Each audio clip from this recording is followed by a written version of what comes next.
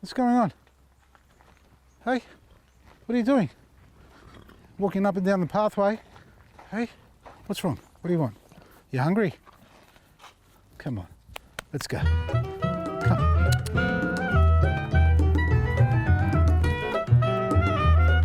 Hey, Cara. It's that time of year, folks, where you need to prune your fruit trees if you haven't done already. It's not too late. And what I'm going to show you here, first of all, is the apricot tree, which we attacked many months ago in springtime. This was about to die on me. Basically, it was on its last legs. It only had a few viable branches, and you can see here, I've cut it right back into this area there, and all this is the new growth it's put on. Now, the important thing about apricot trees is you don't prune them in winter time as you would with other fruit trees. You wait for this tree to actually start growing again in early springtime, where you go into it and give it a good prune. I can go around and give it a light summer prune now, down, because it's got a lot of upright growth there. I can take all that down, and the idea is to keep the trees down to arm's reach. So when you do prune it down, you don't prune it to the reach of your arm or where you can actually reach to, but just below that, because you want to get some new growth onto it anyway. Otherwise, if you cut it right up to the top of the reach where your arm is, the new growth is going to go from there above your arm, and that's again what you don't want, unless you're trying to grow it for a canopy and create some shade. So we're going to give this one a light prune. Metho on the tools. We've been told a million times by everybody, and I'm practicing that too now. So metho your tools between each plant that you prune, not each cut. Now this needs a light prune. Let's just cut all that down. And again, in springtime, I'm going to go through this and clean it up a bit more. But for now, I'm just going to take all these long shoots off, because I really don't need it to go that high on me.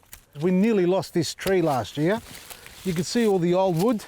Have a look at all this old wood here. There, all that stuff there is going to come out. And I did mention, if you were watching the episode then, I'm coming around, that hopefully the tree does take off, because I was really concerned that this was going to die. We're going to get gummosis, stress, which is the oozing of sap on the tree, and we were going to basically have to take the tree and replace it. This is really a mess.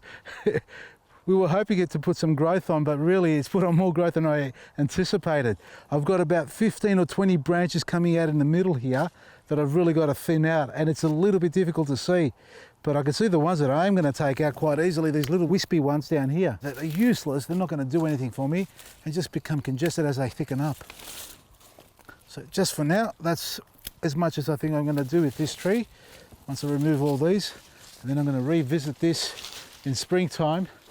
Early spring, late August, cut all this old wood off and probably take the bulk of that middle stuff out of there as well. And hopefully we get a nice open vase shape. Now that's the apricot tree. Let me show you this pear tree. Now this is a beautiful pear tree, folks, and you can see all the upright growth it's put on after we've harvested the fruit, or in summer that is.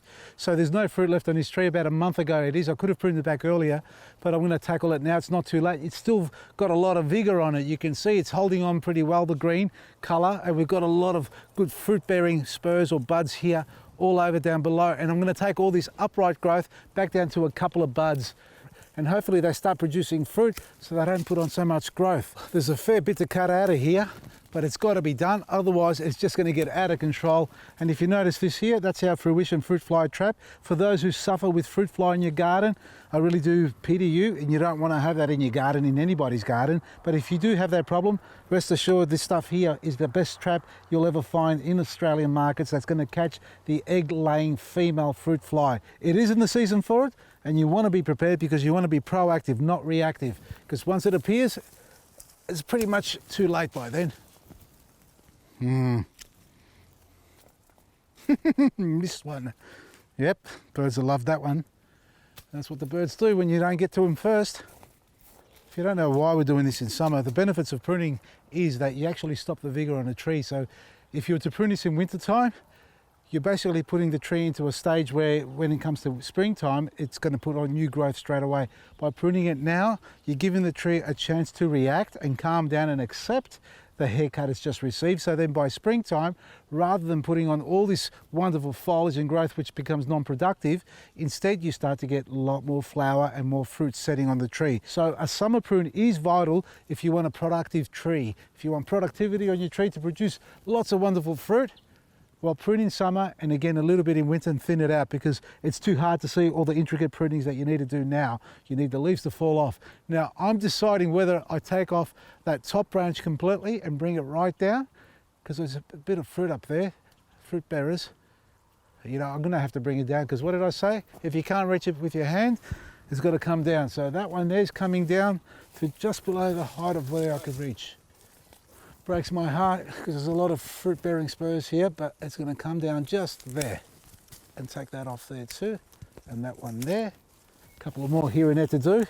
It's time to prune your tree, so if you haven't done it, get into it now. And if you need to put a fruit fly trap just like this one here, the Fruition, it's available on our website. As we said, because of the current state that we're going through worldwide, we've actually discounted all our products online. Go there and check this stuff out, like the Fruition, which you'll get almost at wholesale price, well, practically wholesale price, because we want to look after our gardens. After all, that's what we've got to turn back to in this day and age. Look after your garden today and benefit tomorrow. From me, Vasily, Maresi. Come on. Yeah, you just dribbled all over me. Laka. Come on. Wait, Ray. Move your head.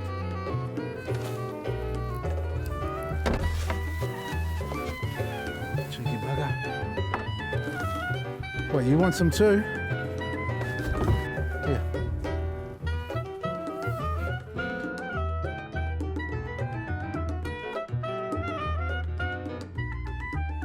And over here, folks, are our fruit trees, our little orchard that we created. There's about a couple of hundred fruit trees. They're one of every kind. Now, what we're going to show you at the end of winter is how to prune them so you can create a nice open vase shape, because that's what I'm going to do with those, and get lots of vigor on them so we get good size. They're only 8 months old, and you can see they've already put on some good size, and that's because we use our Black Grit, our EcoBoost and Liquid Gold continuously on those plants, and they are thankful for it. And in return, we get some beautiful produce. From me, Vasily, Maresi.